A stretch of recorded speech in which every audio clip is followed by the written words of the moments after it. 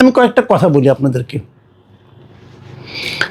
প্রথমত হলো, আপনারা নিশ্চয়ই দেখেছেন, এর মধ্যে জেনেছেনও যে জনাব তারেক রহমানের নাম ভোটার তালিকায় নাই। এখন যদি ওনার নাম ভোটার তালিকায় না থাকে, উনি নির্বাচন কিভাবে করবেন? কিন্তু ওনার নাম কিন্তু প্রাথমিকভাবে নির্বাচনের একটা এলাকায় ঘোষণা করা হয়েছে, উনি বগুড়া এক জায়গা থেকে দাঁড়াবেন, ওনার পিতার যে জন্মভূমি সেখান থেকে উনি দাঁড়াবেন, এটা মোটামুটি ঘোষিত, সবাই জানেন।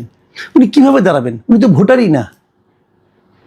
তো যে লোকটা ভোটার না, তার নামটা কেন ওখানে প্রচার করা হলো, কেন ওখানে দেখানো হলো, কেন?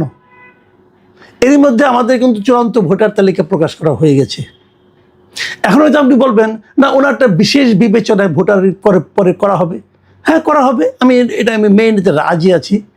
তারেক রহমান বলে কথা, উনি যে কোনো সময় চাইলেই ভোটার হতে পারবেন, হয়তো দেশের বৃহত্তম দলের লোক হিসেবে, দলের প্রধান হিসেবে ভোটার হবেন। কিন্তু আমার প্রশ্ন হলো, আপনি কেন এই বিশেষ সুযোগটা নেবেন? আপনি যদি আগে ভোটার হতেন, কোনো সমস্যা হতো? আপনি কি ভোটার হতে পারতেন না? এর মধ্যে এই যে গত একটা বছর গেল, এবং বিদেশেও ভোটার হওয়া যায়। আপনি দূতাবাসে যে, লন্ডনে যে আপনি ভোটার হতে পারতেন। হয়তো এটা আপনি সরাসরি হয়তো বলবেন এটা তো আমার সিদ্ধান্ত না, আমার দলের অন্যান্যরা সবাই মিলে নিয়ে নেন। হ্যাঁ, তারা কি করলো? তারা করেনটা কি? এই যে ওনার সঙ্গে যারা থাকেন, তারা কেন এতদিনও তারেক রহমানকে ভোটার করলেন না? আচ্ছা, এটা কি এমন কিছু যে ভোটার আমি হব কি হব না আরেকটু দেখে নেই? আপনি কি দেখবেন ভাই? প্রথম কথা হলো, আপনি যদি বাংলাদেশের রাজনীতিতে ভোট করতে চান, আপনি যদি নির্বাচন করতে চান, আপনি যদি নির্বাচনে বিজয়ী হতে চান, আপনি যদি একটা বিজয়ী দলের প্রধান হিসাবে আপনি সংসদে ভূমিকা রাখতে চান, অথবা আপনি যদি বৃহত্তম বিজয়ী দলের প্রধান হন, তাহলে আপনি প্রধানমন্ত্রী হওয়ার আপনাকে চান্স আছে। যদি সেটা হতে চান, এই সব কিছুর মূলে হলো আপনার ভোটার হওয়া। তো সেই জিনিসটা আপনি এতদিনেও হননি কেন? আর অনেকে হয়তো বলবেন, কেন উনি ভোটার ছিলেন না আগে, এখন ভোটার নাই কেন? হ্যাঁ, এটা আপনাদের মনে রাখা দরকার। উনি কিন্তু ভোটার হয়েছিলেন, এই দেশে ভোটার ছিলেন উনি। ওনার ভোটার নামটা বাতিল করে দেওয়া হয়েছিল। কে করেছিল? আওয়ামী লীগ আমলে হয়েছিল কাজটা। আওয়ামী লীগ তো ইন্টেনশনালি অনেক অপকর্মই করেছে, আওয়ামী লীগ সরকার। তার মধ্যে এটাও একটা। এটা আমার যতদূর মনে পড়ে যে বলা হয়েছিল যে ওনার ঠিকানায় যে ওনাকে পাওয়া যাচ্ছে না, এই জন্য ভোটার তালিকা থেকে ওনার নাম বাদ দেওয়া হয়েছিল। মানে উনি তো থাকতেন মইনুল রোডে থাকতেন, ক্যান্টনমেন্টে। ওইখান থেকে ওনাকে তো, ওনার মাকে তো উচ্ছেদ করা হয়েছিল, আপনি জানেন, সবাই নিশ্চয়ই মনে আছে। সে এক নাটকীয় ঘটনা। সেই উচ্ছেদের পর তো ওটাই ছিল ওনাদের ঠিকানা। ওই ঠিকানায় যে ওনাকে পান নাই, অতএব ওনার ভোটার তালিকা নেই, ওনার বাংলাদেশে কোথায় পাওয়া যায় নাই, অতএব ভোটার তালিকা বাতিল করে দেওয়া হয়েছিল এই অজুহাতে। এরকম আওয়ামী লীগ আমলে অনেক কিছু হয়েছিল। তো বাতিল যেটা হয়ে গিয়েছিল, এখন আপনার নতুন করে ভোটার হতে অসুবিধাটা কোথায়? এটা তো আপনি ইজ্জত যাবে না। আপনি তো আইন মানতে হবে। নির্বাচন কমিশনকে আপনি তো নতুন করে আইন ক্রিয়েট করবে? তারও চেয়ে বড় কথা, এই মাসে, এটা ডিসেম্বর মাস চলছে, যদি নির্বাচন ফেব্রুয়ারিতে হয়, সম্ভবত ডিসেম্বরের 12 তারিখের মধ্যেই শিডিউল ঘোষণা করা হবে। তো আপনি শিডিউল ঘোষণা 2-3 দিন আগে কেন ভোটার হবেন? কেন? সবাই যখন ভোটার হয়েছে তখন আপনি হলেন না কেন? আপনি কেন সাধারণ 8-10 জন ভোটারের চেয়ে নিজেকে অন্যরকমভাবে বিবেচনা করবেন, ভাববেন? কেন ভাববেন? তাহলে আপনি সাধারণ মানুষের কাছে আসবেন কি করে? তো এটা কিন্তু আমি মনে করি এটা ওনার নিজের থেকে করার কাজ না। ওনার সঙ্গে যারা থাকেন, ওনাকে যারা পরামর্শ দেন, ওনার যারা পরামর্শদাতা আছেন, এই লোকগুলোর ব্যর্থতা। তারা অন্য কি ধান্দা নিয়ে ব্যস্ত ভাই, এটা তো আমি বুঝি না। ধান্দার কিন্তু শেষ নাই, অনেক ধান্দার খবর আমরা পাই ভাই, এগুলো বলবো একে একে, আর কটা দিন যাক। কে যে কি করে বেড়াচ্ছেন সবই জানি আমরা। তো তারা কি করেন? লন্ডনে গেলে ওনার সঙ্গে দেখা করতে গেলে কত নজরানা দিতে হয়, কাকে কত দিতে হয়, সেগুলোর হিসাব তো আমরা পাই। তো এইভাবে যদি চলে, তাহলে রাজনীতি কিভাবে হবে?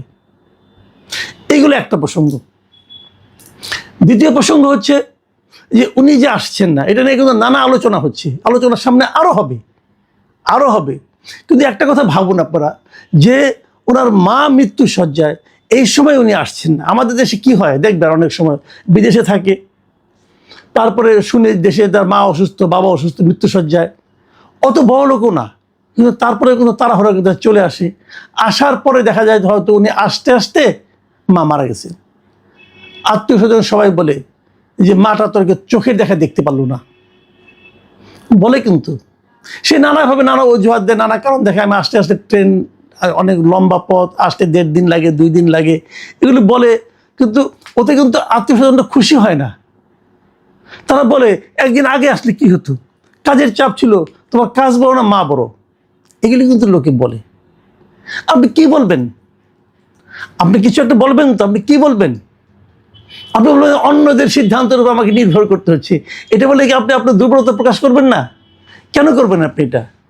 এবং তারও চেয়ে বড় কথা, এতগুলো আমি সব বাদ দিলাম, তারও চেয়ে বড় কথা, একটা কথা ইদানিং খুব শোনা যাচ্ছে দেশে, বিভিন্ন জন বলছেন, সোশ্যাল মিডিয়ায় দেখছি, আলোচনা হচ্ছে, বিভিন্ন সোর্স থেকে খবর পাচ্ছি যে একাধিক, আমি ওই জন্য কিছুটা ইঙ্গিতও দিয়েছিলাম ডিপ স্টেটের নামে, যে একাধিক বিদেশি গোয়েন্দা সংস্থা তারা এখন এখানে খুব সক্রিয় অবস্থায় আছেন। এখন তাদের এই সক্রিয়তা কি প্রমাণ করে? তাদের এই সক্রিয়তা কি তারেক রহমানের বাংলাদেশে আগমনটাকে ঝুঁকির মধ্যে ফেলে দিচ্ছে?